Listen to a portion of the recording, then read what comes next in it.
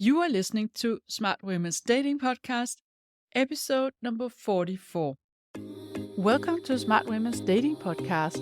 I am your host, certified life coach Lærke Nielsen, and I help smart, independent women attract the love they deeply desire without having to chase or settle. This podcast will give you the mindset tools and insights you need to finally crack the code to your love life. Are you ready? Then let's go!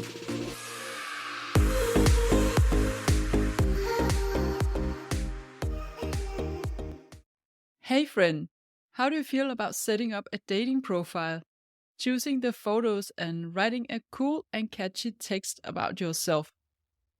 This is something most people find challenging, and if you struggle with this, then you want to listen to today's episode. Because today I have something really cool for you, if I may say so myself. I decided to do a mini-series of 3 on online dating. Something I know you more or less all are involved in, and many of you have, let's say, mixed feelings for the dating apps. I know many of you don't like them and you'd rather meet someone in real life. And then, of course, some of you are actually okay with the apps, but not necessarily fan. So I want to recommend to you also to go back to episode 4 about dating mindset tips and listen to that in combination with this mini-series. Because in this series, I'm going to give you some real hands-on practical tips about online dating.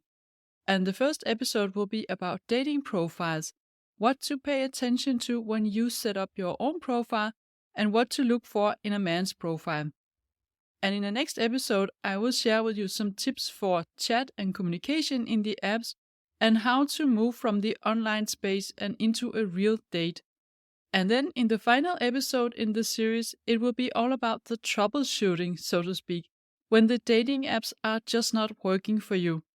What could be the reasons, besides, of course, the mindset, which is really important, but what could be some other reasons, and what are some solutions to try if you think there are no good men in the dating apps or the conversations tend to fade out and so on. But today we're starting all the way from scratch. We are opening a profile. So let's get started.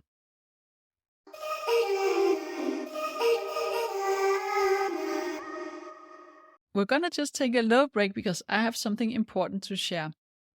I have throughout the past 2.5 years taken everything that I found was important and useful in dating and distilled it down to a 3-step process.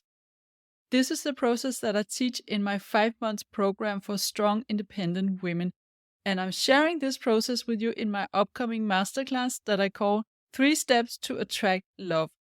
These are the 3 steps where if you keep your focus on mastering those, you will have success in dating. It's as simple as that. On the masterclass, I will teach you what those 3 steps are and why they are important, and in particular, why they are important for strong, independent women. And I will give you one tool for each of the steps so you can get started on your own. You have to join this masterclass if you want to find out what the 3 steps are and how you can use them to attract your ideal partner. The masterclass is free and it would be Thursday, the 12th of October at 8 p.m. Central European Time. And if you cannot join, then sign up anyway because you will receive a replay afterwards. And you can sign up on the link in the show notes.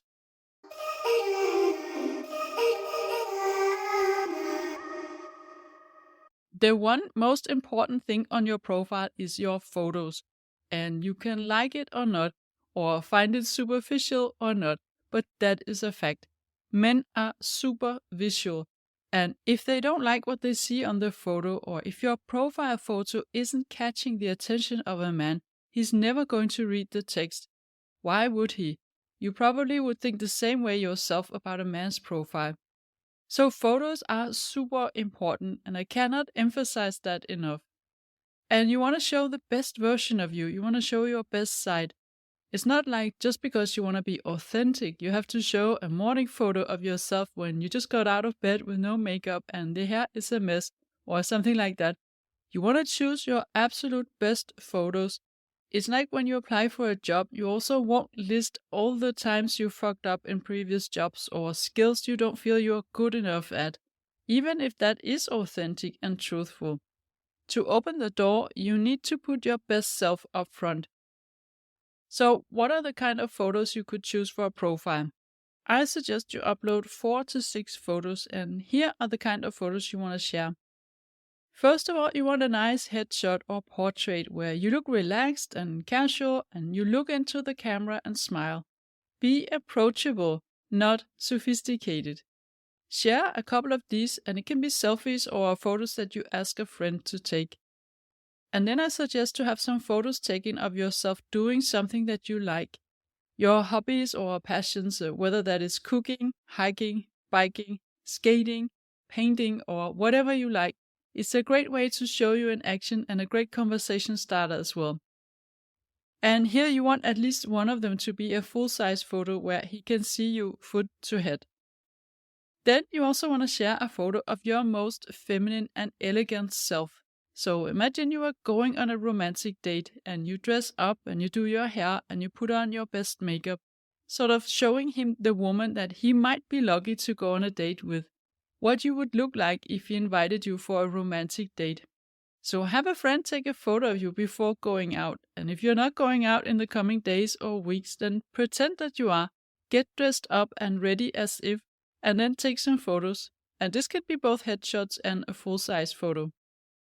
This elegant and feminine photo could also be when you are out with friends. If you go to a place where the light is good enough to take photos, ask someone to take a photo of you, and then there is in the background the interior of a restaurant or maybe a sunset if you are outside on a terrace. Some of the best photos I've seen from clients have been where they have been dressed up and meeting with friends before going out, and then one of the girlfriends would take a photo of them while they were smiling and looking great and being in this energy of just enjoying life and at the same time showing their best and most classy feminine side. Now, I don't think it's necessary to hire a professional photographer. You can always ask a friend to help you and even take some selfies too. But I do think it's a good investment if you feel like it.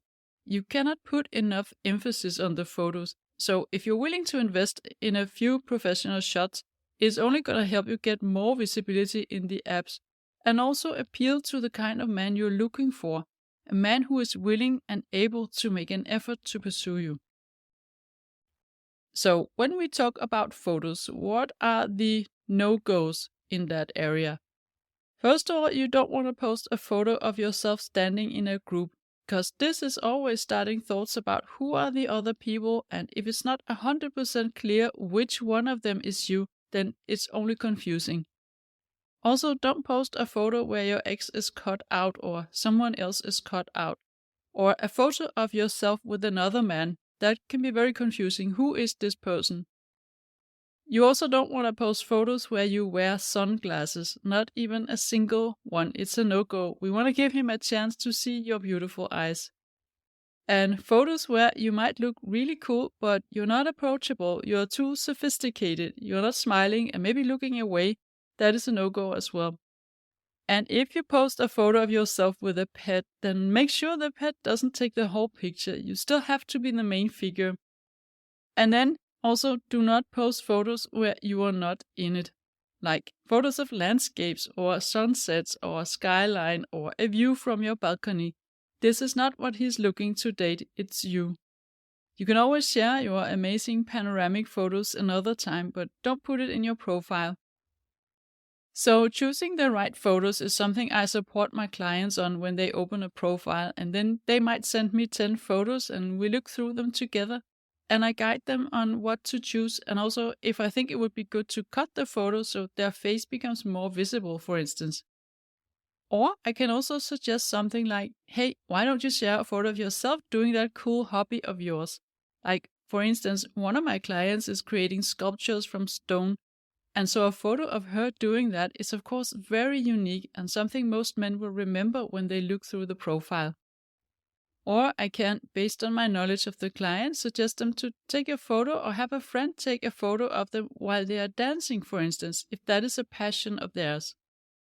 We are often not the best judges of our own photos ourselves. We are typically more critical of the way we look on a photo than what other people are. And we might fixate on something less important or get attached to a certain photo because we have some specific memories involved in that. And that's where it can be good to have a coach to support you in choosing the right photos and suggesting new ones if that is obvious. So now that the photos are handled, you want to think about what to write. And so a lot of places online, they will tell you to share who you are and what you like to do in your life. And while that is important, there is always a risk that you will end up writing something like, I value family, I like to cook, I like going for walks in nature, going to the cinema, I try to keep in shape at the gym, or something similar to that, which basically everybody writes. And you want to stand out from the crowd. You want to showcase what makes you special. Do you have an unusual hobby? Do you have an unusual quirky habit? Or something you know he would never guess about you? Then put that forward. And if you can even back that up with photos, this would be great. And then you always want to think about the saying, show it, don't tell it. So if you say you are fun-loving, then give an example of what is fun to you. When is the last time you had great fun? What did you do? Or if you say you have a varied taste in music, then mention some of the artists you listen to that are very different. And the same goes when you talk about what you're looking for, because this is important, especially when you're looking for a serious relationship. Then you also want to mention situations or examples of what your dream relationship could look like. Like, for instance, if you want to find a man that you can have deep conversations with until 3 o'clock in the morning, or be silly and dress up for a Halloween party together, or snuggle up in the couch on a rainy Sunday, cook spontaneous dinners together, and so on. Paint the scenario. This creates a so much more vivid image in his head of how you are thinking, and it can be very seductive in the sense that you show him a scenario, you show him a world in which he wants to be. So what are then the things to not write in a dating profile? You don't want to waste space in your profile on the obvious things like looking for someone who's honest. I think honesty belongs to the basic to be expected qualities. Also, don't write the things about you that are similar to everyone else, or at least don't make that take up too much space. And then you also don't want to mention the things that you do not want, like, I am not looking for one-night stands, I don't answer unserious emails, or I'm not looking for a hookup or a casual fling. This will only bring your energy down to the level of the guys who are looking for that. So think of only speaking to your ideal partner and not specifically address the ones that you're not interested in. And also, you don't want to be sarcastic and don't be negative. Again, imagine this wonderful man opening your profile and reading it.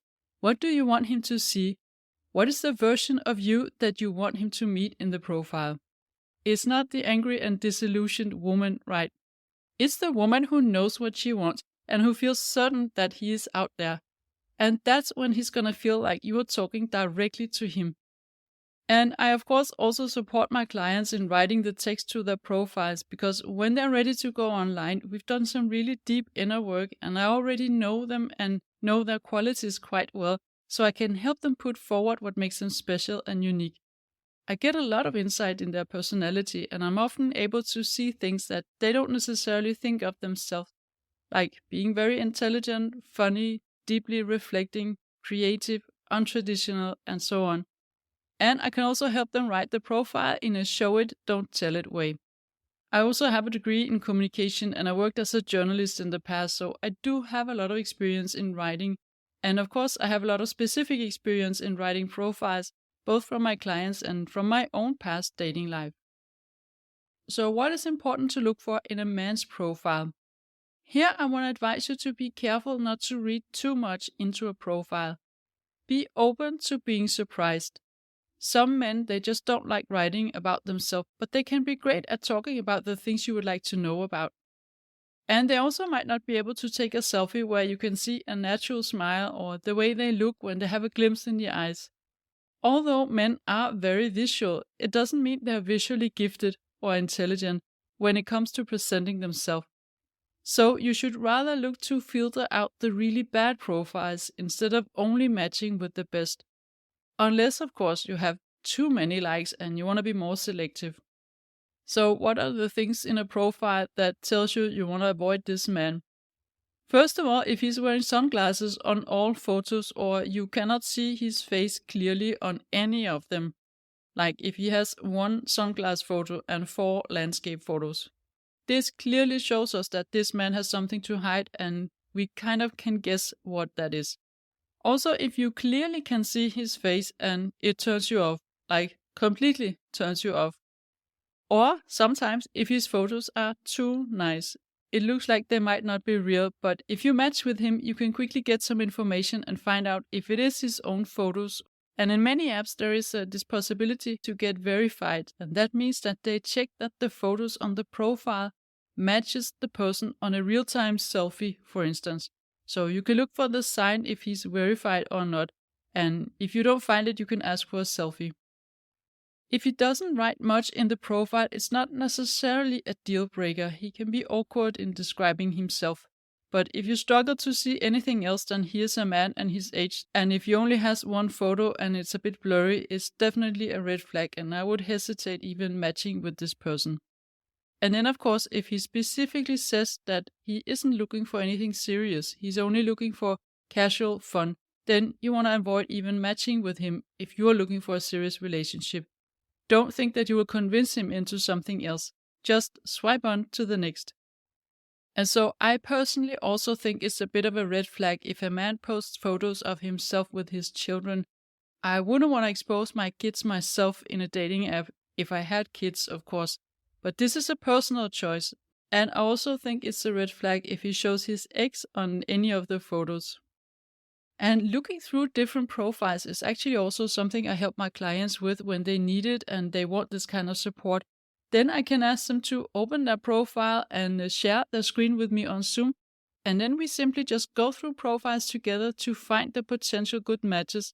And it might be surprising to you, but we basically always manage to find at least 5 or 6 potentially good matches that they can start writing with, even if they couldn't find anyone before.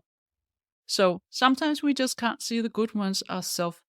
And then it can be a help to get support from a coach who can see it from the outside and offer you a new perspective. So this is what I had for you today, and I hope it was useful. And next week it will be about chatting and communicating from the first message to going on a real date. So stay tuned for that. And if you need help with this in your own dating life and you're considering hiring a coach, then you can book a call with me on the link in the show notes or on my website, lærkethelovecoach.com. Have a beautiful week and enjoy dating. If you like what you're hearing on this podcast and you want to get support from a coach on your love journey, I invite you to book a free consult call with me. You will find the link in the show notes. And also, don't forget to subscribe, and I would love it if you would rate and review this podcast, and then you'll also help other women find it.